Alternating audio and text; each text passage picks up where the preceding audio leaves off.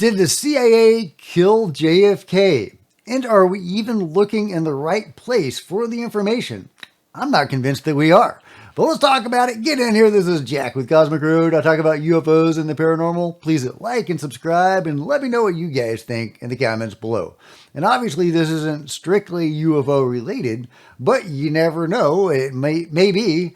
And of course, it's the same task force that's, giving us this information that is hopefully going to start declassifying some UFO files. So it's at least tangentially related to UFOs. But let's get into it. Representative Anna Paulina Luna has requested 20 JFK documents from the CIA Director John Ratcliffe, which will be reviewed by the Oversight Declassification Task Force.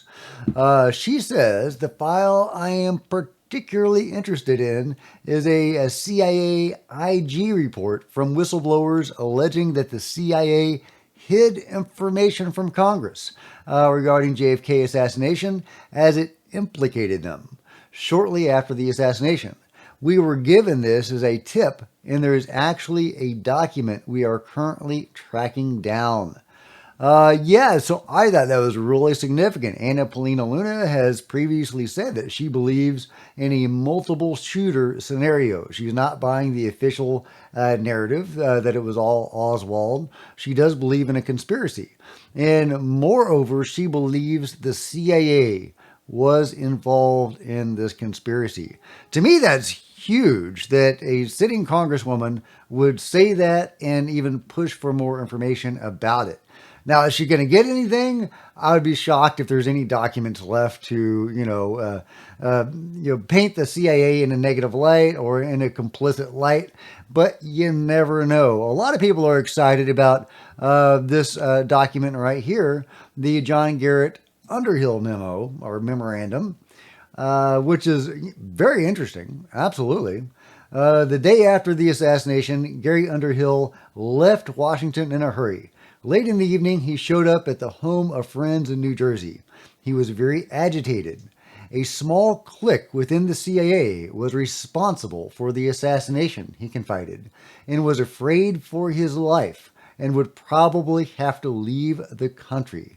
Less than 6 months later, Underhill was found shot to death in his Washington apartment. The coroner, of course, ruled it a suicide. Yes, so J. Garrett Underhill said that it was the CIA. Anna Paulina Luna is pushing for a document that reveals that the CIA is complicit or is covering stuff up. Now, many people are excited about this document. But this is actually not a new document. The Underhill memo is actually, according to Grok, it came out in 1997 to 1998. I was pretty sure I had seen that before. So, nothing new there, but definitely a spicy document in part of a pattern. And that's what we're going to get into in a minute, because I think we're looking in the wrong place for information about who killed JFK. I really do. I think we're not going to get it in this official release directly, but I do think it's possible we might be able to get something if we're looking in the right place. Now, Jesse Michael says, my friend George compiled all 80,000 pages of the JFK files, analyzed them with AI, and made them queryable. What questions do you have? So I'm going to link to this page here, and you can go and you can query to your heart's content. And I salute George Silvolka for getting this for us and going through the trouble of compiling this and making it searchable, because the official release, it's all PDFs and it's not very searchable. So that's awesome that somebody did this. But getting into the other stuff. We covered that, but there is more. Ross Coulthard says this. Any smoking guns for you or things you were surprised by? Not yet, Marky. I have to admit, it's been a heck of a read. I think that the most fascinating one for me was reading about the assassination of Dominican Republic President Trujillo. And he was murdered basically by a military coup. but with the full knowledge of the CIA. And I think the chilling thing is to read these documents unredacted and realize that we were basically going around killing leaders that we didn't like very much. What does come through in the documents very, very clearly is that when Oswald visited Mexico City in September prior to the assassination in 1963, the CIA had an enormous presence in Mexico City, and it really does strain credulity that they didn't have eyes on what he was up to, if indeed he was an assassin.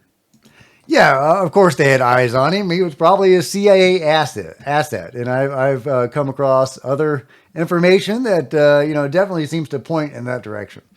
Anna Polina Luna says, credit due where it's deserved. And many people don't know this, but CIA Director Ratcliffe has been extremely instrumental in the transparency process regarding JFK file release. Thank you, Director Ratcliffe, for your continued service to this country. I don't know how helpful he is if we're not really getting to the truth, but again, I don't think it's possible to get to the truth through this vein of information, this official release about the assassination of JFK. And I'll tell you why in just a second.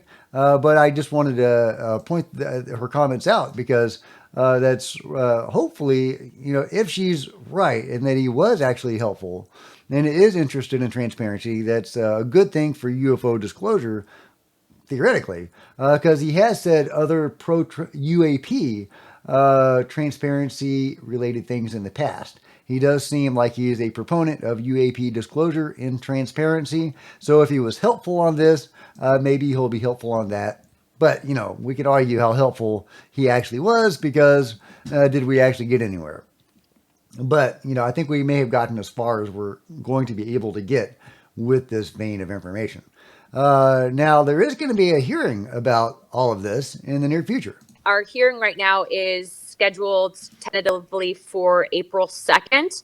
And the reason why we kicked it back a week is obviously given the nature and the amount of documents that have come out. Yeah, okay, so there it's not done. This release of of documents, these 80,000 files or pages, is not the end of the story. There is going to be a congressional hearing about it.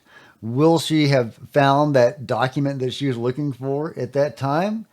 If she does, where will that lead? If she finds something implicating the CIA in all of this, what's the next step after that, right? I would love to find out. But this is where I think we really need to be looking. Is not the JFK assassination directly, because I don't think the conspirators would have left a huge paper trail behind them. But, and this is probably covered up as well, but it may be our best bet, is looking into the suspicious deaths surrounding this assassination of JFK. Like the Underhill story I just told you about. He said, yeah, it was the CIA, and I'm worried about my life.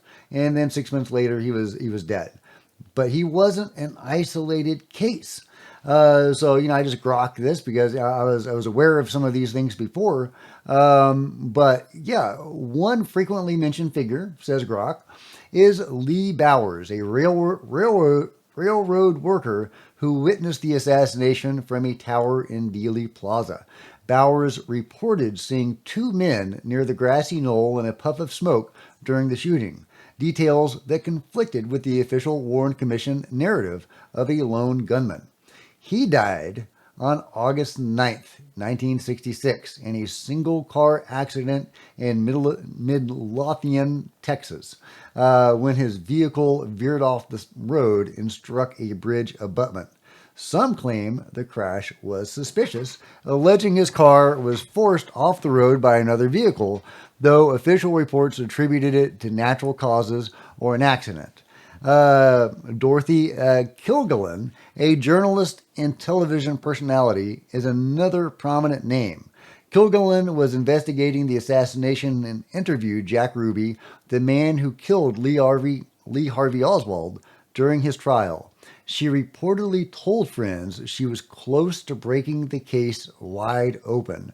On November 8th, 1965, she was found dead in her New York apartment from an apparent overdose of alcohol and barbiturates. Yeah, Gary Underhill, Gary Underhill, a military intelligence expert with alleged CIA connections, claimed shortly after the assassination that a rogue faction within the CIA was involved, calling Oswald a patsy. He expressed fear for his life and fled Washington, D.C. He was found dead in his apartment with a gunshot wound to the head behind his left ear.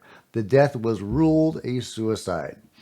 Yeah, David Ferry, a pilot and associate of New Orleans businessman Clay Shaw, was linked to Oswald through their shared time in the Civil Air Patrol.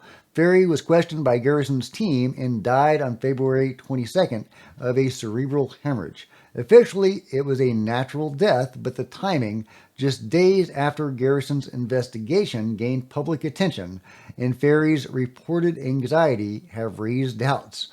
And there's other names. It goes on. It goes on, and there's more behind it. And there's also CIA connections to some of these deaths. I think that may be where we need to be looking, is not in the JFK assassination directly, but in the related deaths, the suspicious deaths around it. Now, again, they've probably deleted or scrubbed all incriminating evidence, but maybe they missed something in those other deaths. Maybe there's some other information that can be gained in the cover-up of the conspiracy. The conspiracy itself and the assassination itself, I think, is probably pretty well covered up. Probably the suspicious deaths around it as well. But maybe they missed something with the surrounding deaths, the deaths where they were covering this stuff up, because there were people that knew stuff and found stuff out in the days after the assassination, and they were silenced. I think that may be where we need to look, is in those suspicious deaths, not directly the JFK assassination itself.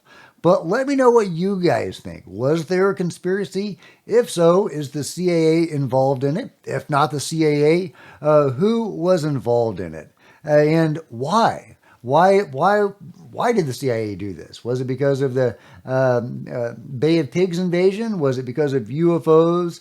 What was going on? Was it related to Vietnam? What are your theories about all of this? Either way, fascinating stuff. I can't wait for more people to find juicy details in this massive document dump. I'm looking forward to the hearing in April. I hope Anna Polina Luna gets her hands on that spicy document that may implicate the CIA. That would be really interesting. But we'll see, guys. We'll see. Let me know what you think. Like and subscribe. Hit the bell to be notified of future videos. You don't want to miss a thing.